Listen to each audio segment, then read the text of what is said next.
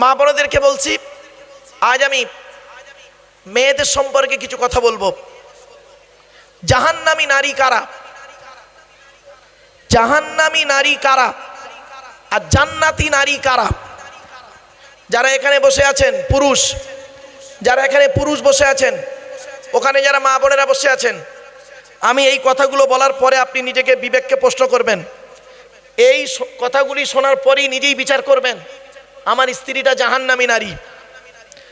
যে গুণগুলো বলবো সেই গুণগুলো যদি থাকে, সেই গুণগুলো যদি আপনার মধ্যে, আপনার স্ত্রীর মধ্যে থাকে, ভালো গুণগুলো থাকলে জানবেন আমার স্ত্রী জান্নাতি।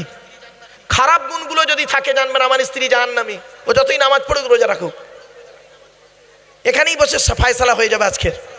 একটু ধৈর্যের পরিচয় দিন। এবারে আসছি, সৃষ্টিকর্তা বলছেন তো দেহের মধ্যে 4টে গুরুত্বপূর্ণ অর্গান আছে। কি কি? 4টে, আমাদের দেহের মধ্যে 4টে গুরুত্বপূর্ণ জিনিস আছে। এই 4টে গুরুত্বপূর্ণ জিনিসকে আপনারা ঠিক রাখবেন, নষ্ট করবেন না। একটা খারাপ হয়ে গেলে আপনি মারা যাবেন, 100% বলছি। একটা খারাপ হলেই মারা যাবেন। কি?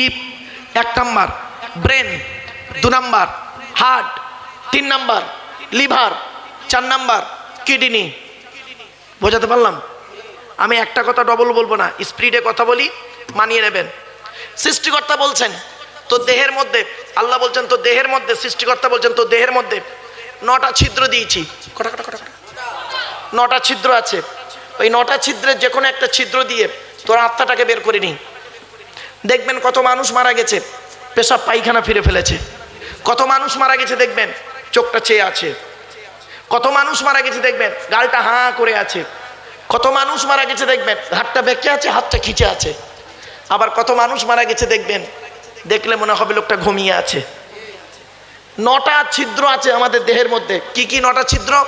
2 চোখ, 2 নাক, 2 কান, 1টা গাল, 7টা সামনে পেছনে। এই 9টা ছিদ্রের যে কোনো একটা ছিদ্র দিয়ে আত্মা বেরিয়ে যায়।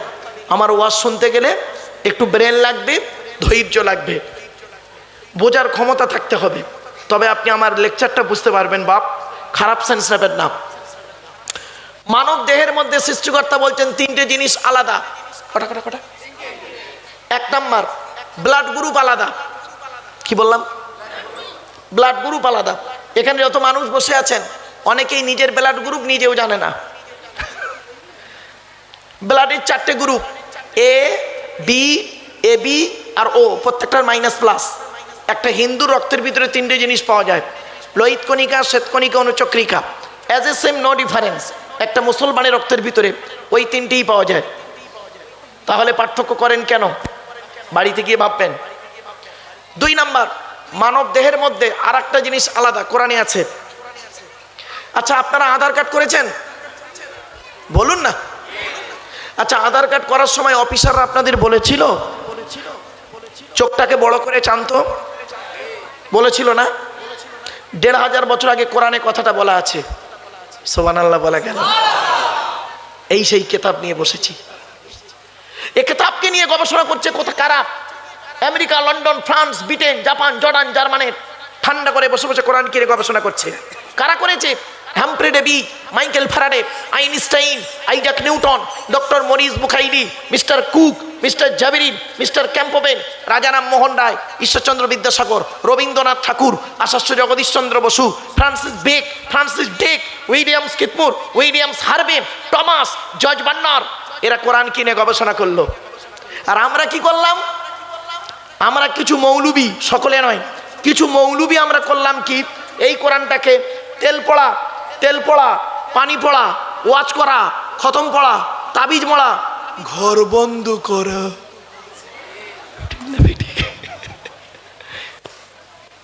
হয়েছে?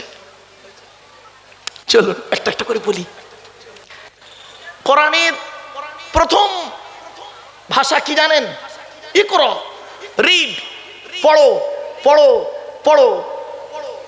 কোরআনের প্রথম ভাষা হলো পড়ো। কোরআনে 82 জায়গায় আছে নামাজের কথা, আর 92 জায়গায় আছে লেখাপড়ার কথা।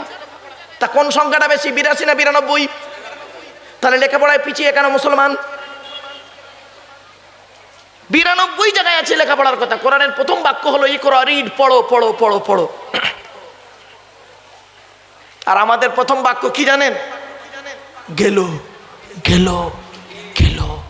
পেট শান্তি, দুনিয়া শান্তি। অনেক মুসলমানের বাড়ি আছে, গিয়ে দেখবেন, অনেক মুসলমানের বাড়িতে গিয়ে দেখবেন সানসেট গুলোতে বড় বড় কেতাব রাখা আছে। ছেলে আমার হাফেজ, মৌলানা, মাস্টার, ইঞ্জিনিয়ার, প্রফেসর, ডক্টর হবে। আর অনেক মুসলমানের বাড়িতে গিয়ে দেখবেন সানসেট গুলোতে বিশাল বড় বড় তরকারির হাঁড়ি আছে, মাল বগরাই দিয়ে বেরোবে। এই বাস্তব কথা ভাব, অসুবিধা হচ্ছে? চলো, আচ্ছা, টেনে টেনে বলছে না বলে অসুবিধা হচ্ছে?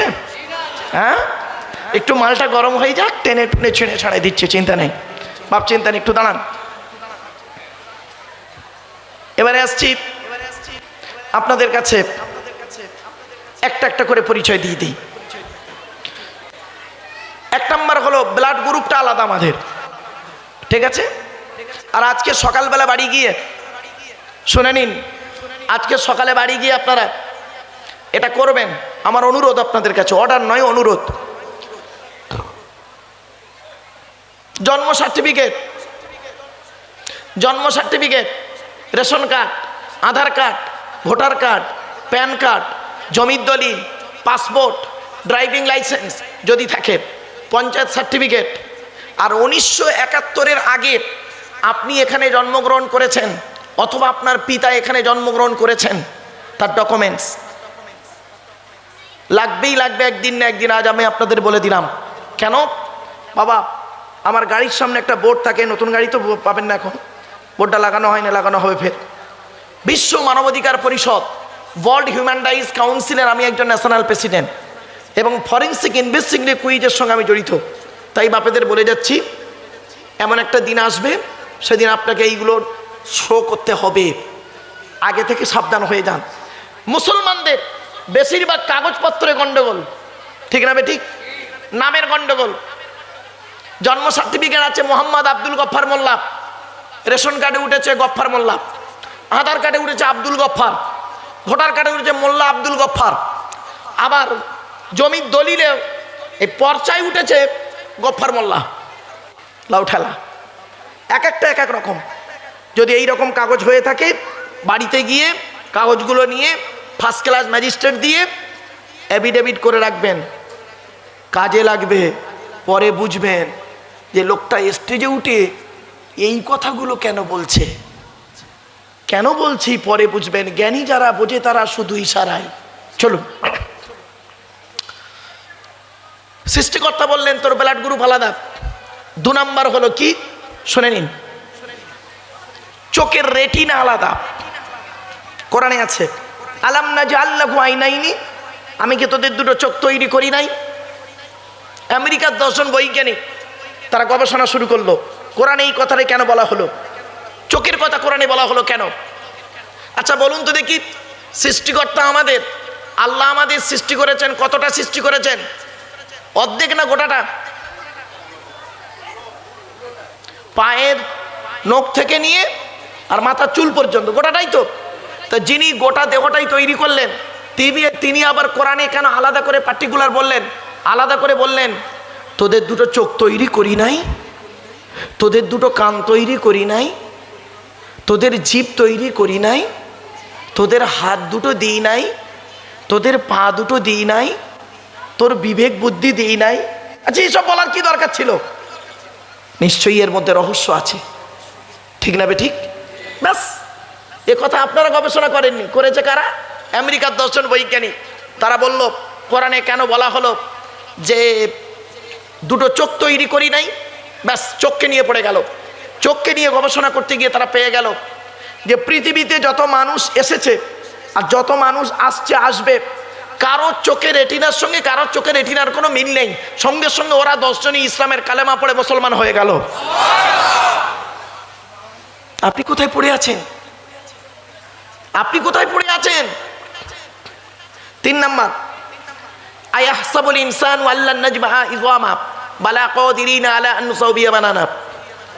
ইন্নাল্লাহা ওয়া মালাইকাতাহু ইউসাল্লুনা আলান নবী ইয়া আইয়ুহাল্লাযীনা আমানু, হে ঈমানদার বান্দাগণ, সাল্লু আলাইহি, তোমরা নবী মুহাম্মদ সাল্লাল্লাহু আলাইহি ওয়াসাল্লামের উপরে দরুদ পাঠ করো, ওয়াসাল্লিমু তাসলিমা, এবং নবীর প্রতি আন্তরিকতার সঙ্গে সালাম প্রেরণ করো। কোরআনের দলিল। তা আমি আপনাদের কাছে সে কথাগুলি বললাম। এবারে আসছি আলোচনার বিষয়বস্তু সম্পর্কে। কিসের উপরে আলোচনা রাখবো আজকে? আজকের কোরআনের একটি সূরার সংক্ষিপ্ত আলোচনা, তাফসীর আপনাদের কাছে রাখবো।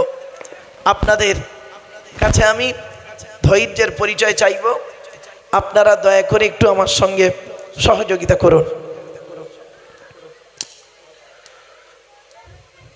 আগে আমাদের জেনে নিতে হবে আমাদের সৃষ্টিকর্তার পরিচয়।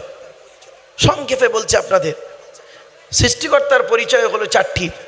আল্লাহ নিজেই বলছেন, কুল, নবী তুমি বলো, হু আল্লাহু আহাদ, সে আল্লাহ হলেন একক। 2 নাম্বার, আল্লাহু সামাদ, আল্লাহ হলেন অমুখপেক্ষী, আল্লাহ কারণ মুখপেক্ষী নন, সারা পৃথিবী তার মুখপেক্ষী। 3 নাম্বার, লাম ইয়ালিদ ওয়া লাম ইউলাদ, আল্লাহ কাউকে জন্ম দেয়নি, আল্লাহ কেউ জন্ম দেয়নি। 4 নাম্বার, ওয়ালাম ইয়াকুল্লাহু কুফুয়ান আহাদ, আল্লাহর সমকক্ষ কেহই নেই।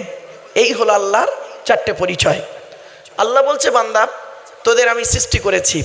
কিভাবে সৃষ্টি করেছেন শুনে রেখে দিন। আদমকে তৈরি করেছেন কিভাবে জানেন? মাটিকে 3 রকম কোয়ালিটি করে। প্রথমে হলো মাটি, তারপরে ওই মাটিটাকে ভালো করে কাদায় পচানো হয়েছে। পচানো কাদা, দুর্গন্ধ করা হয়েছে কাদাটাকে, কাদা একদম পচানো দুর্গন্ধ কাদা। এর আরবি কি?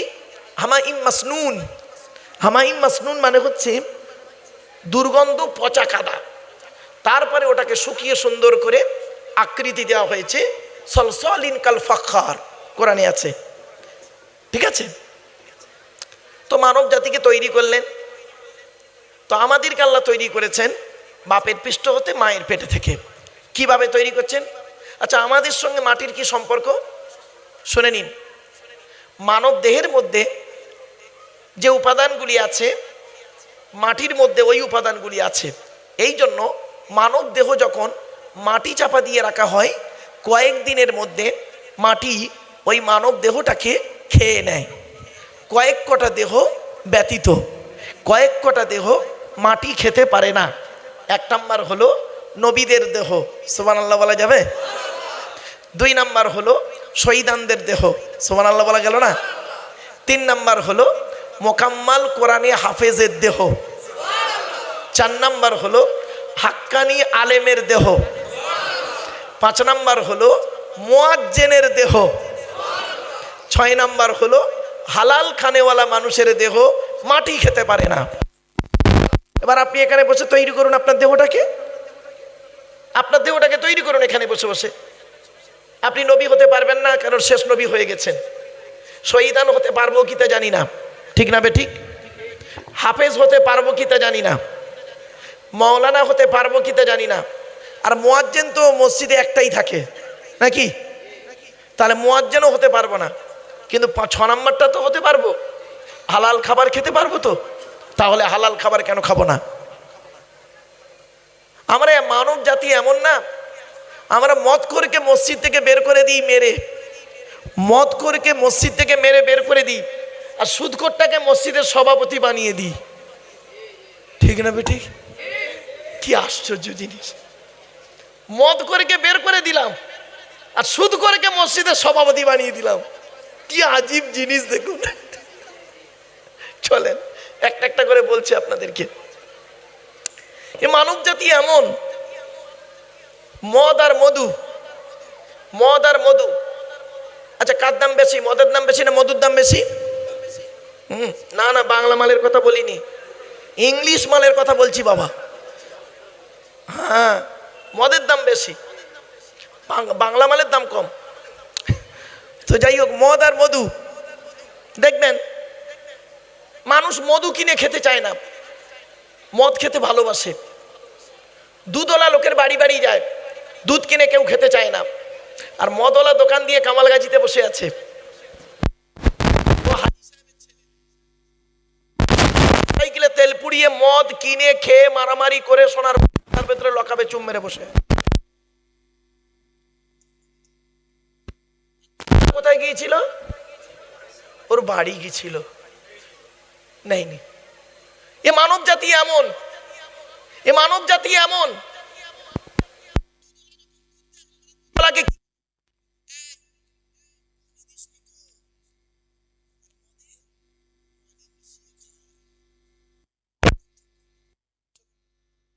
আপনাদের তুলে ধরি, রাগ করবেন না। শোনো মাইন, আমার বলার সুযোগটুকু দিন বাপ।